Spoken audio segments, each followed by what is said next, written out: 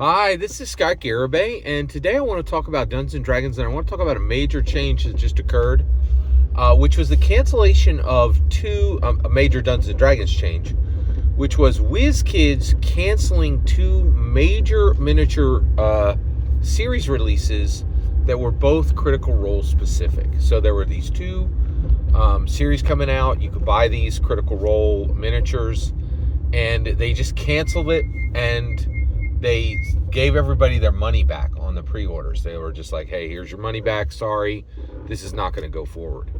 Now, why is this happening? Well, it's really fascinating. I believe, in my humble opinion, this is 100% the Lego Dungeons & Dragons.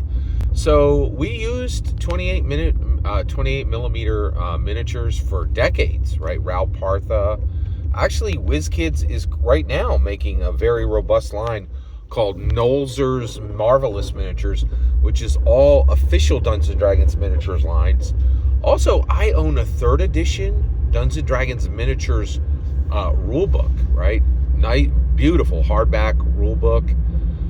So 28 millimeter was a big deal for Dungeons & Dragons for a long time, but now that Dungeons & Dragons has switched over to Lego, 28 millimeter miniatures are absolute junk. Like, they're just the most useless junk, right? Once you run Dungeons & Dragons with Lego, and you could put a weapon in each hand, you can, and Lego has created every weapon under the sun, like spear, like literally, like I think it's literal. I think there's like 50 different kinds of swords, right? And then you can get that, you can get it socketed, you can get it in different colors, you can put capes on your, different color capes, and your miniature can change with you during the campaign.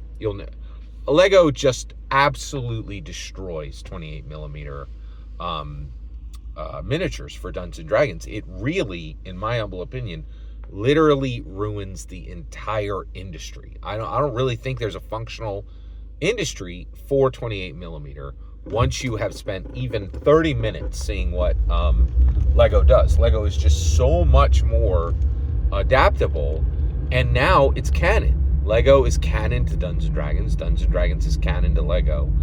And in addition to that, not only, if you switch to Lego, not only does your miniature get to grow and change as he or she grows and changes in the campaign, but it instantly connects to all kinds of, literally, decades of very cool terrain, and it's so much better. Oh, and the other issue is it expands the worlds that your Dungeons & Dragons player character can go into. Lego City, for instance, right? You can immediately do a reverse isekai where your character comes into the IRL.